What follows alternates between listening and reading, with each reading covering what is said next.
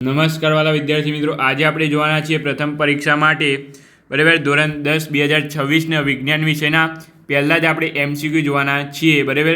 Assignment તમારે આ પ્રકારની કંઈ આવી ગઈ છે, તમે બજારમાંથી માર્કેટમાંથી નજીકમાંથી લઈ લેજો બરાબર. ખૂબ જ ઇમ્પોર્ટન્ટ છે અને લેવી પણ જરૂરી છે, કારણ કે 150 રૂપિયાની કિંમત આપેલી છે પાછળ બરાબર. ઓબ્વિયસલી તમને 135 કે 140 રૂપિયામાં તમને આ મળી જશે. તો આ તમારે ખાસ કરીને લઈ લેવી જરૂરી છે, કારણ કે આ તમારી ભવિષ્ય બનાવવા માટેની અસાઇનમેન્ટ છે બરાબર. આ બુક છે, ભવિષ્ય તમારું ભવિષ્ય નક્કી કરશે, એટલે આ તમે ખાસ કરીને લઈ લેજો. 150 રૂપિયામાં તમારે મહિનામાં બીજા વાપરો છે, એના કરતાં આ 150 રૂપિયા આની પાછળ વાપરજો. તમારા 150 રૂપિયાના આ ડબલ કરીને નહીં, પરંતુ એના 10 ગણા કરીને તમને પાછા આપશે બરાબર. ભવિષ્ય માટે ખૂબ જ આ ઇમ્પોર્ટન્ટ છે અત્યારે ભણવું, તો આ તમે ખરીદી લેજો. આપણે જોવાના છીએ સરળ ભાષામાં સમજવાની રીત કઈ છે, તમે જોજો. વિથ PDF તમને મળી જશે બરાબર. આપણે PDF મેળવવા માટે થોડી તમારે રકમ આપવી પડશે બરાબર, કારણ કે આ PDF મેળવવા માટે અમારે આની પાછળ બહુ જ ટાઈમ લાગે છે. એમને PDF કંઈ બનતી નથી બરાબર. એના માટે થોડો તમારે ખર્ચ કરવો પડશે PDF જોઈતી હોય તો. બાકી તમારે આ એમને તો તમારે આ અસાઇનમેન્ટ લાવી દો એટલે આમાં સોલ્યુશન આપેલું જ હોય છે બરાબર. પરંતુ PDF આ રીતે જોતી હોય તમારે તો તમે મંગાવી શકો છો. તો અહીંયા પ્રશ્ન નંબર 2, અહીંયા તમે જુઓ, આ પ્રકરણ નંબર 2 બરાબર. પ્રશ્ન નંબર નહીં, પ્રકરણ નંબર 2 આપણે જોવાના છીએ. હવે પ્રશ્ન નંબર 1 અહીંયા શું છે, તો અહીંયા પ્રશ્ન નંબર 1 છે કે 10 ml NaOHના દ્રાવણમાં 6 ml આપેલ HCl દ્રાવણ વડે સંપૂર્ણ તટસ્થીકરણ થાય છે. જો આપણે તે જ NaOHનું 30 ml દ્રાવણ લઈએ તો તટસ્થ કરવા માટે HClના દ્રાવણ પહેલાં કરતાં હતું તે જ દ્રાવણની જરૂરની માત્રા ખાલી જગ્યા છે. તો અહીં વિદ્યાર્થી મિત્રો તમારી જવાબ સિમ્પલી જવાબ આવશે 18 ml બરાબર. જવાબ જોઈ લેજો તમે. અને બોર્ડની પરીક્ષામાં MCQમાં રકમ બદલાતી નથી તમારી બરાબર. ખાસ કરીને યાદ રાખજો, ધોરણ 12માં બદલાય છે, ધોરણ 10માં કંઈ પણ MCQ બેઠું આવે છે. એક પણ MCQની રકમ બદલાતી નથી. એટલા માટે તમને જો MCQ ન આવડે તો તમે રકમ જુઓ અને MCQનો જવાબ જુઓ બરાબર. બંને તૈયાર કરી દો. અંદર કોન્સેપ્ટ તૈયાર ન કરો તો કંઈ નહીં, પરંતુ રકમ અને જવાબ બંને તૈયાર તમારે હોવો જોઈએ. ઓકે. એક દ્રાવણ ભૂરા લિટમસ પેપરને લાલ બનાવે છે તો તેની pH કેટલી હશે, તો 3 pH હશે. ભૂરા લિટમસ પેપરને લાલ ક્યારે બનાવે, જ્યારે એની pH 7થી નીચે હોય બરાબર. 7થી નીચે, જો આની 7થી ઉપર છે એટલે આ ના આવે, આની પણ 7થી ઉપર છે એટલે આ પણ ના આવે, આની પણ 7થી ઉપર છે એટલે આ ના આવે, માત્ર 3 જ આવે બરાબર. ખબર પડી ગઈ. ત્યાર પછી CaCl2 અને CaCl2 અહીંયા X છે જો, તો આ X આપણે શોધવાનો છે. Xને શું મૂકીએ તો અહીંયા 2NaCl મળે, તો અહીંયા X આપણે Na2SO4 મૂકીએ ને ત્યારે તમને આ મળે બરાબર. એટલે આ તમારે ખૂબ જ ઇમ્પોર્ટન્ટ છે. અહીંયા તમારે X શોધવાનો છે, પરંતુ અહીંયા X તમારે શોધવા માટે તમારે શું મૂકીએ તો X મળે, એના માટે તમારે પ્રક્રિયા આવડવી જોઈએ બરાબર. ચેપ્ટર નંબર 1 કમ્પ્લીટ પ્રક્રિયા આવડતી હોય તો તમે અહીંયા X શોધી શકો. ત્યાર પછી અહીંયા પ્રશ્ન નંબર 4 છે, નીચે NH4Clના જલીય દ્રાવણની pH કેટલી હશે, તો NH4Clની pH કેવી હશે, તો C જવાબ આવશે તમારે, pH <7 બરાબર. ત્યાર પછી નીચેના પૈકી કયું દ્રાવણ એસિડિક છે બરાબર. એસિડિક દ્રાવણ કયું છે, તો pH 2.6, જેની સૌથી ઓછી pH એ સૌથી વધુ એસિડિક બરાબર. દાંતના બહારનું પડ શાનું બનેલું હોય છે, calcium phosphate. MCQ most IMP બરાબર. MCQ મોસ્ટ IMP ટીક કરી લેજો બરાબર. અહીંયા કંઈ દાખલો છે નહીં, બાકી દાખલો હોય તો આપણે અહીંયા ગણવત. ત્યાર પછી અહીંયા છે તમારે નીચેનામાંથી કયો પ્રબળ એસિડ છે, તો પ્રબળ એસિડ કયો છે, તો નાઇટ્રિક એસિડ એ પ્રબળ એસિડ છે. નીચેનામાંથી કઈ જોડ યોગ્ય નથી, તો અહીંયા આ તમે જોડ તૈયાર જ રાખજો બરાબર. આ તમે જો ખાટો ફળો તો સાઇટ્રિક એસિડ, દહીં તો લેક્ટિક એસિડ. આ તમે મોસ્ટ IMP છે, દહીં પૂછાય છે કેટલીક વાર બરાબર. આ કીડીનો ડંખ તો મિથેનોઇક એસિડ, આ પણ તમે યાદ રાખજો. કઈ જોડ ખોટી નથી, તો આ બધી જ જોડ તમારી કઈ છે, ખોટી છે. બરાબર, આ જ રીતે તમારે પૂછાય છે. દહીં અને લેક્ટિક એસિડ આવે, બરાબર, તો આ પણ ખોટી છે. ફળો માટે સાન્ટ્રિક એસિડ, આ પણ ખોટી છે. અને કીડી માટે મિથેનોઇક એસિડ, આ પણ ખોટી છે. યાદ જ રાખજો, બેઠી જોડ તમારે પૂછાય છે દહીં અને લેક્ટિક એસિડ, એમાં બીજું બદલાય જ નહીં. બરાબર, તમારી સાચી જોડ કઈ છે આ બધી જફામાં ના પડવા ને તમારે સિમ્પલ ભાષામાં કહી દઉં, સાચી જોડ યાદ રાખ લેવાની. બરાબર, ઓકે. સાચી જોડ કઈ છે? ટામેટા અને ટાર્ટ્રિક એસિડ. બરાબર, આ ટ યાદ રાખવાનો, ટ તો ટ. બરાબર, ટામેટા અને ટાર્ટ્રિક એસિડ હંમેશા સાચી જોડ છે. ત્યાર પછી નીચેનામાંથી કયો પદાર્થ મંદ એસિડ સાથે પ્રક્રિયા કરીને કાર્બન ડાયોક્સાઇડ આપતો નથી? તો ચૂનો એ મંદ એસિડ સાથે પ્રક્રિયા કરીને કાર્બન ડાયોક્સાઇડ આપતો નથી, યાદ રાખજો. ત્યાર પછી 10 નંબર છે, કયું દ્રાવણ તટસ્થ સ્વભાવ ધરાવે છે?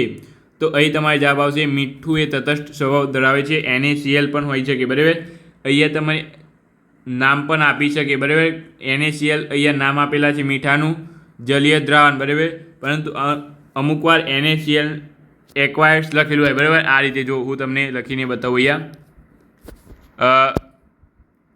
NaCl અને અહીંયા કૌંસમાં લખ્યું હોય એક્વાયસ. બરાબર, એટલે શું થાય? આ દ્રાવણ થાય એક્વાયસ એટલે. બરાબર, જલીય દ્રાવણ એટલે આ રીતે પણ લખેલું હોય છે અમુક વાર. તો આ તમે જોવાનું તમારે આવડવું જોઈએ.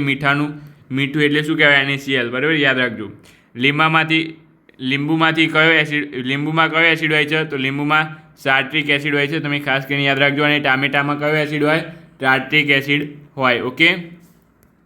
ત્યાર પછી HClના 2 મોલ નહીં, પાણીમાં ઓગાળીને 500 ml જલીય દ્રાવણ બનાવેલું છે. તો આ દ્રાવણની મોલારિટી શું છે? મોલારિટી તમારે અહીંયા ખાસ કરીને પૂછાતી નથી આ દાખલો. બરાબર, પરંતુ મોલારિટીનું તમારે એક સૂત્ર આવે છે, એ તમારે અહીંયા અપ્લાય કરવું પડે. મોલારિટી, તો અહીંયા તમારે એનું સૂત્ર શું આવશે? તમારે આઈ થિંક અભ્યાસક્રમમાં નથી. બરાબર, ધોરણ 11-12માં તમારે આવે છે, પરંતુ આનું સૂત્ર તમે યાદ રાખજો. દ્રાવ્યના મોલ ભાગ્યા દ્રાવણનું કદ. બરાબર, દ્રાવ્યના મોલ કેટલા છે? 2/500 ml. બરાબર, અહીંયા હંમેશા mlમાં જ લેવાનું હોય, આ લીટરમાં લેવાનું હોય. બરાબર, આને એટલે અહીંયા 2 × 500 ભાગ્યા 1000. બરાબર, અહીંયા દ્રાવ્યના મોલ એટલે અહીંયા 2 મોલ ઉપર આવશે આ. બરાબર, આ તમે આ સૂત્ર તમારે યાદ રાખવાનું હંમેશા. દ્રાવ્યના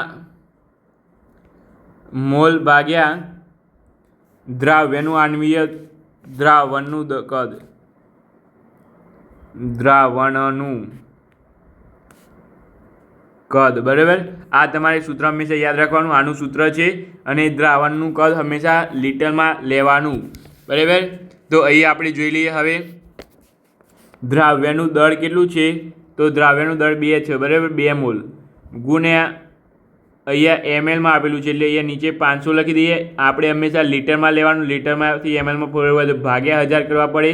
બરાબર, આની ભાગ્યા 1000 કરીએ તો એ છેદમાં જતા રહે. બરાબર, એટલે 500 × 2 કેટલા થાય?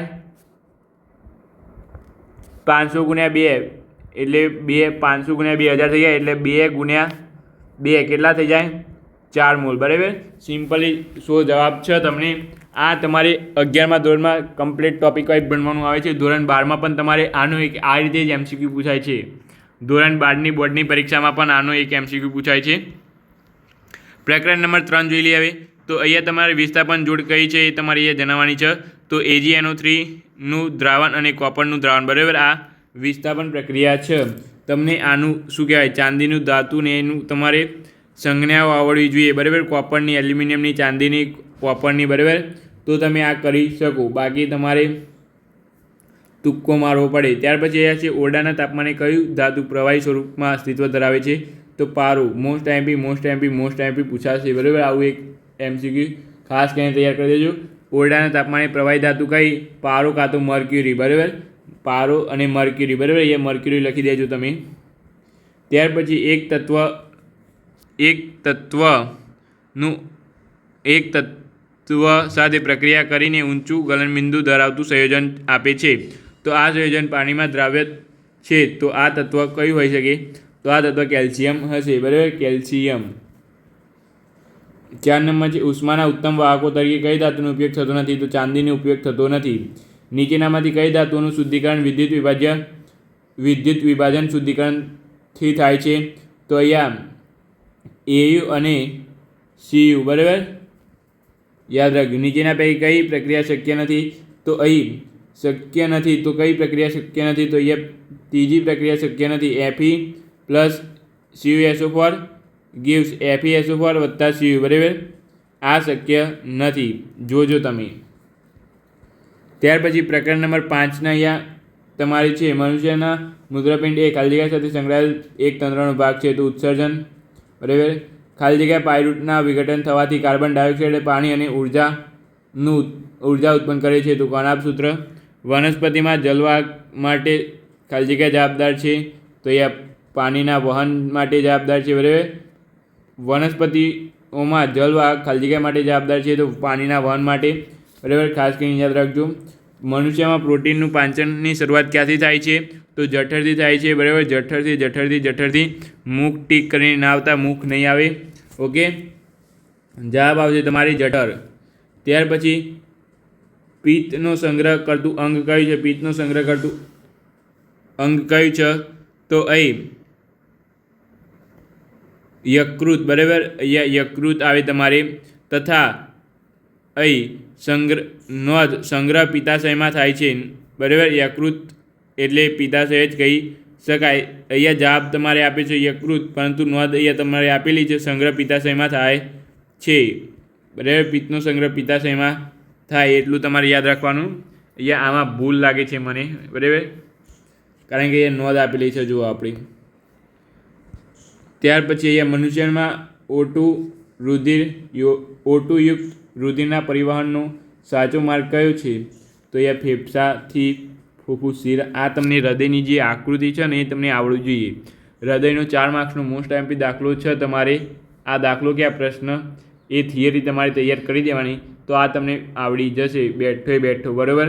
તો પહેલાં ફેફસા, પછી ફૂફૂસ શિરા આવે, પછી ડાબું કર્ણક આવે, પછી ડાબું ક્ષેપક, અને ત્યાર પછી શરીરના વિવિધ ભાગોના અંગોમાં તમારું લોહી પહોંચે, બરાબર. રુધિર એટલે શું કહેવાય? લોહી. યાદ રાખજો.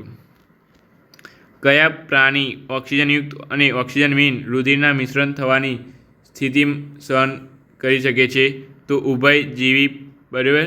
ઉભયજીવીઓ એ પક્ષીઓમાં પણ ન હોય, માછલીના જાલરમાં પણ એવી ન હોય સહન કરવાની શક્તિ, બરાબર, કે સ્તનનો પણ ન હોય. એટલે એ જવાબ આવશે માત્ર ઉભયજીવી. ઓકે. મૂત્રપિંડના કયા ભાગમાં રુધિરના ગાળણની ક્રિયા થાય છે? તો બાઉમેનની કોથળી. આ તમારી પેલી આવે છે ને આમ અહીંયા એક કોથળી દોરવાની, એમાં બધું આમ કરવાનું, એ કોથળી, બરાબર. કઈ ખોટી જોડ શોધો? તો અહીંયા તમારી ખોટી જોડ છે પેરામિશિયમ આથમન, બરાબર. પેરામિશિયમ આથમન. તે જ રીતે અહીંયા તમારી છે વિધાને કોષીય પ્રક્રિયાઓમાં એટીપી ઉર્જા ચલણ તરીકે છે. કારણ R. કણાભ સૂત્રમાં પાયરુટનું સંપૂર્ણ ઓક્સિડેશન અને ઓક્સિજનની હાજરીમાં થાય છે. તો અહીં વિધાન A અને R માંથી કયો વિકલ્પ સાચો છે? તો અહીંયા B જવાબ આવશે તમારે, બરાબર. A અને R બંને સાચા છે, પરંતુ R એ એની સમજૂતી આપતું નથી. ઓકે, અહીંયા જવાબ તમારે આપેલા જ છે નીચે જવાબ. 11 નંબર છે રુધિરની સાપેક્ષે લસિકાઓમાં ખાલી જગ્યા પ્રમાણમાં હોય છે. તો લસિકામાં પ્રોટીન ઓછા પ્રમાણમાં હોય છે. રુધિરની સાપેક્ષે લસિકામાં શું ઓછા પ્રમાણમાં હોય છે? તો પ્રોટીન ઓછા પ્રમાણમાં હોય છે. ઓકે. પ્રકાશ સંશ્લેષણની ક્રિયામાં કયું ઉર્જા રૂપાંતર થાય છે? તો અહીંયા સૂર્ય ઉર્જાનું રાસાયણિક શક્તિમાં, બરાબર. જવાબ આવશે તમારે B, સૂર્ય ઉર્જાનું રાસાયણિક શક્તિમાં. ઓકે. પ્રકરણ નંબર 9 જોઈ લઈએ. બહિષ્ગોળ લેન્સનો પાવર. અહીંયા તમારે ગણતરી કરવી પડે, બરાબર. કેન્દ્ર સૂત્ર જે આવે છે એના પરથી અહીંયા તમારે સૂત્ર મૂકીને જવાબ તમારે લાવવો પડે.